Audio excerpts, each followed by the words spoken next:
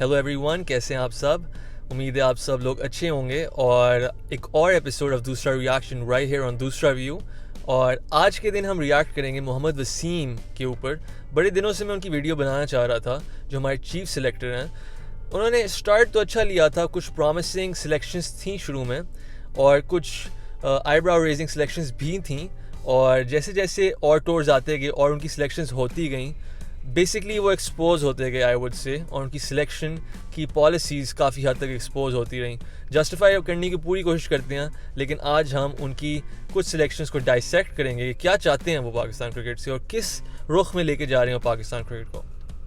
So first of all, we're going to start off with something positive. Sarfaraz Ahmed को आज drop किया उन्होंने Pakistan versus New Zealand की ODIs के लिए, और काफ़ी क्रिटिसिज्म आ रहा है कि फॉर्मर कैप्टन है और ये हैं और वो, और नहीं ड्रॉप करना चाहिए था। एक नए लड़के को खिलाया, आई थिंक मोहम्मद हारिस नाम है उनका, नए विकेट कीपर हैं, और यही बोला है कि इन्वेस्ट कर रहे हैं फ्यूचर के लिए।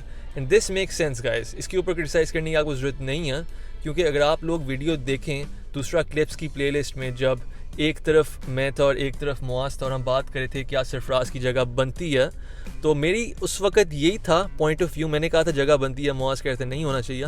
मैं कह रहा था कि इसलिए जगह बनती है कि T20 वर्ल्ड कप आपके सर पे है, और backup wicket keeper is not, no one is better than Sarfaraz Ahmed honestly speaking as a backup wicket keeper, क्योंकि he has the experience, he's been there on the big stage before, he's performed there. तो I wanted him as a backup, और उस हद तक ही रखना चाह रहे थे कि मोहम्मद रिजवान ऑब्वियस नंबर 1 है। तो जब आपके बैकअप का वो जो रोल है वो पूरा हो रहा है, तो ODI में आपको क्या करना है सरफराज का, क्या करना है सरफराज का इस वक्त ODI में? कोई तुक नहीं बनती सरफराज को ODI में सिलेक्ट करने की। अब आप लोग बोलेंगे पहले क्यों नहीं ड्रॉप किया, तो अगर पहले नहीं किया तो आई गेस अब टाइम आ गया फॉर द फ्यूचर, और किसी टाइम पे तो आना था। तो now is a good time कि आप नए कीपर को लाएं, और सरफराज अहमद के पास ये अपॉर्चुनिटी है डोमेस्टिक सीज़न में प्रूव करें अपने आप को, जो PSL का आने वाला सीज़न है उसके अंदर अपना लोहा मनवाएं, और शायद वो ODI स्क्वाड में फिर जगह ले लें as a backup wicket keeper. लेकिन उसका इतना मसला नहीं है। आगे अब मसलों पे चलते हैं। पहला मसला चीफ सिलेक्टर ने खड़ा किया था, जो काफ़ी मेजर इशू था, अभी तक हमें उसके लास्टिंग इफेक्ट्स नज़र आ रहे हैं। जो आपने शान मसूद को ड्रॉप किया था, उस वक्त आपको टेस्ट मैचेस में he was right up there with your best batsman, most reliable batsman. एक उनकी न्यूजीलैंड की हॉरिबल टूर गई थी, इंग्लैंड की भी उनकी खास टूर नहीं थी, लेकिन he made a big 100 and he redeemed himself, something not a lot of people can say कि they have hit 100 in England. तो वो बाहर जाके उन्हें परफॉर्म किया हुआ, हमने देखा हुआ उन्हें खेलते हुए। उस बंदे ने इतना इम्प्रूव किया है। वो T20 का प्लेयर आपको कहीं लगता था? T20 में उस बंदे ने धूम मचाई है PSL में, ODI में, डोमेस्टिक में he is on fire, test matches we know what he is capable of, first class obviously. तो आपने उस बंदे को ऐसे डिसरिगार्ड क्यों किया? मुझे नहीं समझ आ रही कि भाई आप क्या, इमरान बट को आपने खिला के, ठीक है आपने नए बंदे को चांस दिया, लेकिन अगर यही चांस शान मसूद को मिलता तो अब वो किस लेवल पे चला गया होता, क्योंकि उसको भी चांस मिलता वो होम सीरीज़ खेलने का जो इमरान बट ने खेली थी। और वही बात है, शान मसूद ने बाहर खेल के जब घर में खेलने का टाइम आया ही वाज आउट। ये बात होगी शान मसूद की। आगे चलते हैं अब्दुल्ला शफीक के ऊपर। The second biggest glaring thing this guy has done since he is been the selector, my god, मैंने शायद कभी जिंदगी में ऐसे ना देखा हो कि बंदा इतना फ्री राइड कर रहा है। माय गॉड, मतलब आया वो बंदा T20 स्क्वाड में, आई थिंक एक फर्स्ट क्लास मैच है उसका शायद, ठीक है, उसमें 100 मारा था उसने। T20 में उसने 100 मारा था, डोमेस्टिक मतलब कंपटीशन में उसको टीम में ले आए। ODI स्क्वाड में वो है, T20 स्क्वाड में वो है, टेस्ट स्क्वाड में वो है। 1 2 3 4 पता नहीं 4 सीरीज तो 3-4 सीरीज तो ईजी हो गई हैं, ठीक है, सीधा टूर्स हो गई हैं, ठीक है। तो he is not in your plans management की, उसको अभी तक एक चांस नहीं मिला, और आपने फिर उसको सिलेक्ट किया पाकिस्तान वर्सेस न्यूजीलैंड की ODIs में, और उसको ड्रॉप करते इस पर भी तनकीद होती कि लाइक इतनी देर से फ्री राइड कर रहा है। लेकिन the fact that you selected him, और अगर अब भी ना खेले वो, आपका गोल क्या है मुझे बताएं? आपने इस बंदे को वर्ल्ड T20 में लेके जाना है, उधर भी फ्री राइड करानी है आपने इसको? आप चाहते क्या हो इस बंदे के साथ? आई डोंट नो कि अब्दुल्ला शफीक की स्टोरी किस तरीके से प्ले आउट हो रही है। He is talented, I will give him that, लेकिन मैंने कभी भी नहीं देखा कि इतने जूनियर लेवल, इतने इनएक्सपीरियंस्ड बंदे को ऑन द डोमेस्टिक लेवल इतना, मतलब for lack of better term, सर पे चढ़ाया गया कि हर जगह जा रहा है वो। हर जगह जा रहा है और मतलब कोई पूछने वाला नहीं है। अजीब है।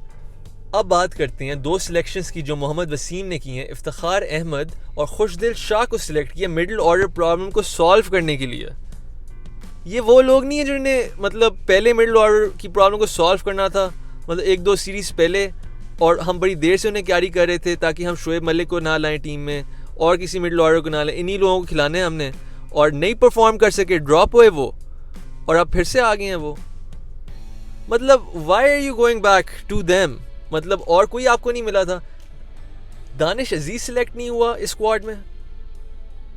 T20 हमने उसे खेलते हुए देखा है, नज़र आ रहा था कि बॉय में टैलेंट है, लेकिन सीधी बात ये कि T20 का प्लेयर वो नहीं नज़र आ रहा था।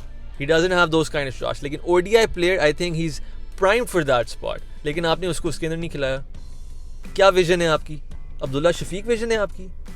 ओह, आप तो उसको भी नहीं खिलाते। चलें, जो बात होगी, फाइनली दहानी टीम में आ गया इस न्यूजीलैंड और पाकिस्तान की ODI सीरीज़ के लिए, विच इज़ ग्रेट। और मैंने यही कहा था अली और मुआज़ को जहाँ पॉडकास्ट से बात कर रहे थे कि हमने इसलिए ही सिर्फ सेलेक्ट नहीं किया था इसे for the England and West Indies tour in the T20 squad, क्योंकि हमने PSL में अबू धाबी लेग से पहले, दुबई लेग से पहले हमने सेलेक्ट कर दी थी टीम को, और ये मोहम्मद वसीम ने आज भी कहा है। तो obviously this was the reason he is gonna be in the T20 squad for the world T20 guys. अगर मोहम्मद वसीम ने दहानी को ना सिलेक्ट किया अगले हफ्ते वर्ल्ड T20 स्क्वाड में, तो that's gonna be another blunder on Mohammad Wasim's part, इसमें कोई शक नहीं है। इसके अलावा उनकी सिलेक्शंस अगर आप देखें, स्कैटर्ड, हारिस रऊफ को वो टेस्ट मैच में लाए, कौन समझता है वो टेस्ट बॉलर हैं? मतलब फिर बोलते हैं कि विजन है मेरी कि वो रिवर्स स्विंग वाला बॉलर हमारे पास नहीं है। I don't know what you are doing, क्योंकि आपके पास एक पूरी डोमेस्टिक स्ट्रक्चर, इसको हमने रीवैम्प किया है, और आपको बस एक बॉलर नहीं मिला ओल्ड बॉल कराने के लिए। आप हारिस रऊफ को लेके आए हैं जो T20 के टेप बॉल बॉलर, जो T20 में मशहूर है यॉर्कर्स और शॉर्ट बॉल कराने के लिए। You seriously brought him the test squad, ठीक है। I was actually in kind of support of that initially, लेकिन वही बात है उसके बाद जो हारिस रऊफ ने परफॉर्मेंसेज दी ODI T20 में भी, लाइन लेंथ का तो बॉलर है नहीं वो, तो obviously it's another blunder on Mohammad Wasim's part कि उस बंदे को आपने टेस्ट स्क्वाड में डाला। उसके अलावा उनकी जो अच्छी डिसीजन थी, जो बहुत अच्छी डिसीजन थी, उस डोमेस्टिक बॉलर को लाने की थी जो बहुत देर से रगड़ा खा रहा था, उसको चांस नहीं मिला था बेचारे को, उसको जिम्बाब्वे के खिलाफ एक मैच दे दिया। वो एक अच्छा काम किया आपने मोहम्मद वसीम। मैं ज़्यादा प्लेयर्स को नहीं, ज़्यादा सिलेक्टर्स को नहीं देख रहा था ऐसी रिस्क लेते हुए, लेकिन that's kudos to you. Azam Khan again, I think आपने अच्छी इंटेंशंस के साथ सिलेक्ट किया, लेकिन I can see why people are criticizing कि फिटनेस में आपने शर्जील के लिए कॉम्प्रोमाइज़ किया, आज़म के लिए कॉम्प्रोमाइज़ किया, वेयर आर यू हेडेड? ये सारे सवाल हैं, कौन जवाब देगा इनका?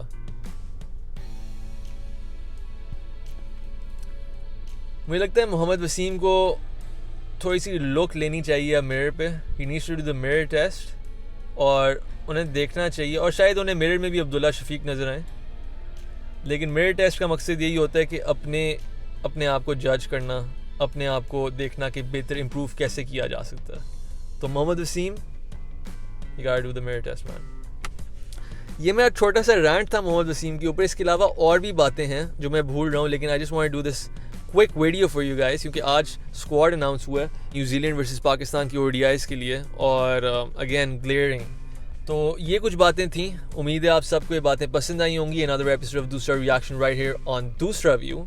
और अगर आपको पसंद आई वीडियो तो do hit the like button और सब्सक्राइब करें। अगर आप अभी तक ज्वाइन नहीं किया आपने हम अभी तक सब्सक्राइब करने में, ज़रूर सब्सक्राइब करें, join the family, and I hope to see you again for the next video. तो उस वक्त तक take care of yourself guys, and अस्सलाम वालेकुम।